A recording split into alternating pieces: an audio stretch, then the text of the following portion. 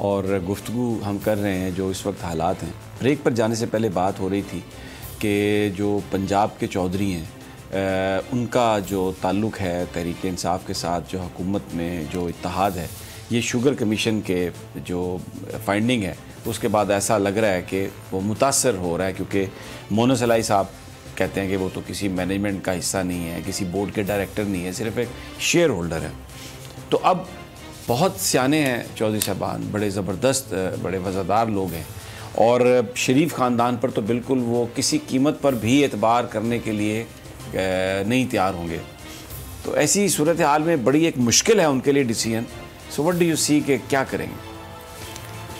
देखें, ईद के बाद सिचुएशन थोड़ी सी ना गड़बड़ होगी और आपको पता है कि तारिक बशीर चीमा साहब लास्ट 2 कैबिनेट मीटिंग में नहीं थे और उनकी जो आखिरी मुलाकात हुई वज़ीर आज़म इमरान ख़ान से, तो उसमें उन्होंने बहुत बात की थी, खुला के की थी, खुले डुले अंदाज में, और उन्होंने वही बातें की थी जो उनकी लीडरशिप ने की थी। ये नहीं था कि वो दरमियान में कोई पूरा पैगाम ना पहुंचाएं प्राइम मिनिस्टर तक। तो उसमें ये फ़ैसला कुन मोड़ आई थिंक आने वाला है। और जब आप देखें कि आपकी बहुत वो नाजुक सी सूरत हाल है ना, आपके पास में मेजॉरिटी नहीं है, सिंपल मेजॉरिटी भी नहीं है, तो फिर MQM पहले ही नाराज़ एक दफ़ा हो चुकी है। फिर आपके पास मैंगल ग्रुप के वोट हैं, ठीक है नहीं, वो कैबिनेट में नहीं है, ठीक है, उन्होंने सिर्फ वोट दिया हुआ है।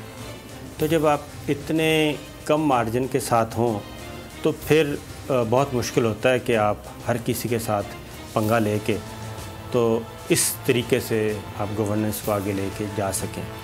एक वक्त आता है कि जो है ना वो असाब जवाब दे जाते हैं और बर्दाश्त जवाब दे जाती है। तो आई थिंक चौधरी बिरादरान वो बड़े मंझे हुए प्लेयर्स हैं, ठीक है, और उनके पास ऑप्शन भी मौजूद है। और सिर्फ ये है कि शरीफ फैमिली उनको पहले 2-3 दफ़ा डस चुकी है बुरे तरीके से, ठीक है। अब वहाँ पे भी ये बहस चल रही है, ठीक है ना। चौधरी परवेज़ लाई साहब की एक सोच है, चौधरी शुजात साहब की एक सोच है। चौधरी शुजात साहब बड़े हम्बल वे से कह रहे हैं कि नहीं, अभी नहीं, इंतज़ार करें, इसी तरीके से चलें। लेकिन चौधरी परवेज़ लाई साहब आपको पता है एग्रेसिव है, वो कहते हैं ऐसी की तैसी, और उनको आसानी से, अगली बात है कि उनको आसानी से हटाया नहीं जा सकता, ठीक है। ये आपको हाँ बिल्कुल सही बात है। ये नहीं है कि आप स्पीकर चेंज करने का फ़ैसला कर लें और वोट ऑफ नो कॉन्फिडेंस ले आएँ, उसके बाद तो बिल्कुल ही गेम पलट जाएगी, ठीक है। तो चौधरी परवेज़ लाई साहब ने जो स्पीकरशिप ली थी वो बड़े सोच समझ के ली थी, ठीक है। उन्होंने कोई वजारत नहीं ली, उन्होंने स्पीकरशिप ली थी। और स्पीकर का जो चैम्बर है वो हुकूमत, अपोजिशन, बल्कि अपोजिशन का के लिए ज़्यादा अहमियत इख्तियार करता है। और 2-3 मुश्किलें आई हैं तो उन्होंने अपना स्पीकर का रोल जो है वो अदा किया। हमजा शहबाज उनके ऑर्डर, प्रोडक्शन ऑर्डर जारी किए, ख्वाजा सलमान रफ़ीक प्रोडक्शन ऑर्डर जारी हुए और उनको वो अकोमोडेट करते रहे एज स्पीकर। फिर एज स्पीकर वो अपने इंडिपेंडेंट डिसीजन करते हैं, ठीक है। जब ये सारे काम कर रहे हैं तो उनके साथ इस मौके पे सिंक फंसाना, फिर ऐसे मौके पे कि जब नून लीग की तरफ से ऑफ़र भी मौजूद हो, वो एक अलग बात है कि आगे जाके उस ऑफ़र का क्या बनता है। तहरीक इंसाफ के भी तो नून लीग के बहुत सारे अरकान असम्बली से रब्ते हैं, तहरीक इंसाफ के भी हैं और नून लीग के इनके साथ भी हैं, ठीक है, पीपल्स पार्टी के लोग भी हैं। माजी में तो जिसके साथ पाकिस्तान की एस्टेब्लिशमेंट खड़ी हुई है वो पार्टी जीती है। अब एस्टेब्लिशमेंट सपोर्ट तो करती है गवर्नमेंट को और जो इश्यूज़ हैं उस पर अपनी राय का इजहार भी करती है, लेकिन वो जो माजी की साजिशें थीं, हुकूमतों को गिराना, बनाना, तोड़ना, वो नज़र नहीं आई। शहबाज शरीफ साहब ने कोशिश की है, वो जो पुरानी कहानी एक उन्होंने बताने की कोशिश की है, सच है या झूठ है वो जाने अल्लाह जाने, लेकिन उन्होंने कहा है कि बड़े पावरफुल लोगों से मेरी मुलाकातें हो रही थी, हम तो काबीना भी तय कर चुके थे। तो इस सूरत हाल में अगर एस्टेब्लिशमेंट एक मिनट के लिए हम तसव्वुर कर लेते हैं कि न्यूट्रल है, तो इतनी ताकत होगी अपोजिशन में, शरीफ्स में, कि वो इस हुकूमत को चलता कर दें? नहीं, देखिए एक बात है जो कह रहे हैं ना कि मैं वज़ीर-ए-आज़म था और मेरे साथ बात भी हो गई थी, वो तो एक ब्लफ गेम चल रही थी, आपको भी पता है, मुझे भी पता है। और लॉलीपॉप दिए जा रहे थे और लॉलीपॉप लेने वाले भी ले रहे थे, ठीक है। और एक्सटर्नल प्रेशर भी डेवलप हो रहा था, बाहर से टेलीफोन कॉल्स भी करवाई जा रही थी कि जनाब लुक आफ्टर करें इनको, ये इनको भी अकोमोडेट करें, इनको भी अकोमोडेट करें। तो वो सब के लिए जवाब जो जा रहा था, वो जा रहा था फ़िक्र न करें सब ठीक हो जाएगा सब ठीक हो जाएगा। उन्होंने किसी ने जवाब नहीं दिया, ठीक है, अपने बड़े खुले डुले देसी माहौल में उन्होंने कहा। और दूसरी बात मैं ये कहता हूँ कि अगर एक तरफ से ये कहते हैं कि मेरे साथ मामला तय हो गए, कैबिनेट तक फाइनल हो गए, दूसरी तरफ कहते हैं कि 2 सहाफ़ी मेरे पास पैगाम लेके आए थे। अब शहबाज शरीफ साहब को किसी सहाफ़ी की ज़रूरत है? जब उनके 24 घंटे वो तो खुद जाके बगैर, अगर टेलीफोन अटेंड ना हो तो वो जाके गेट पे हारन देना शुरू कर देते हैं कि मैं आ गया तो मेरी गल सुनो, ठीक है। और अगर दफ्तर पहुंच जाए, मुलाकात ना हो तो वो बैठे रहते हैं। तो ये सिचुएशन है। उस वक्त यही था, ये सिर्फ लॉलीपॉप था और ब्लफ गेम चल रही थी और ये खुश हो रहे थे कि जनाब। तो आप अभी भी मुझे नहीं लगता कि फिर एस्टेब्लिशमेंट इस साजिश में शरीक होगी। देखिए एस्टेब्लिशमेंट या इधर स्टेबिलिटी तो वो चाहेंगे, हाँ बिल्कुल, देखें वो स्टेबिलिटी चाहेंगे, लेकिन इस वक्त साजिश कोई नहीं होनी।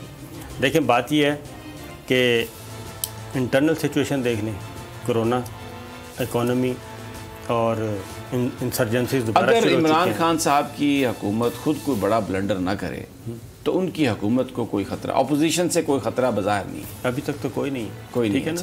वो यही है कि इनको अपना गवर्नमेंट गवर्नेंस को ठीक करना और अपनी बेस को, जी देखें, अपनी पार्टी के साथ मिलें। आपने जब एक जमात के साथ इत्तेहाद कर लिया, ठीक है ना, MQM के साथ, काफ लीग के साथ, GDA के साथ जब कर लिया, जब आप निकाह करते हैं किसी के साथ, ये नहीं होता कि उसकी वो हिस्ट्री शीट लेके बैठ जाएं और कहें कि मैंने तो बामरे मजबूरी निकाह किया है। जब निकाह हो गया तो फिर आप उसके नानो नफ़क़े के ज़िम्मेदार हैं, दोनों साइड से। नानो नफ़क़ा बहुत ज़्यादा है, ठीक है ना। तो ना, ये आपको पहले दिन से पता था। जब आपने नानो नफ़क़े की ज़िम्मेदारी ले ली, उसके बाद उसमें से आप कहें कीड़े निकालना शुरू कर दें तो फिर नहीं, घर नहीं बसते होते, फिर घर टूट जाते हैं या फिर लड़ाइयाँ शुरू हो जाती हैं, बदमज़गी, आवाज़ारी। तहरीक इंसाफ की इंटरनल पॉलिटिक्स है, उसमें ऐसा लग रहा है कि शाह महमूद कुरैशी जो हैं, ही इज़ एमर्जिंग विक्टोरियस। अगर वो डेट सर्विंग का ऐलान करना था तो वो भी इन्होंने किया, और हफीज़ शेख साहब कहते रहे कि जी वो तो मैंने ऐलान करना है कि IMF ने स्पेशल रिलीफ पैकेज दिया। तो शाह महमूद कुरैशी, फिर इधर जो असम्बली में कोरोना पर जो डिबेट ओपन करनी थी, असद उमर साहब ने कहा वो जो सारी राब्ता कमेटी और हेड क्वार्टर है उसमें काम तो मैं कर रहा हूँ, तो ये शाह महमूद कुरैशी साहब क्यों करेंगे। लेकिन प्राइम मिनिस्टर ने फिर ये कहा कि शाह महमूद कुरैशी साहब ही करेंगे। तो ऐसा लग रहा है कि जो शाह महमूद साहब हैं उनकी गिरफ्त पार्टी के मामलात में कुछ ज़्यादा मजबूत होती जा रही है, और तरीन साहब के आउट होने के बाद तो फिर मुझे नहीं लगता कि और उनकी कोई अभी मुखालफत अब रह गई है पार्टी में। शाह महमूद कुरैशी साहब देखें, सीजनड आदमी हैं और पुराने सियासतदान हैं और उनके दामन पे कोई ऐसा दाग भी नहीं है।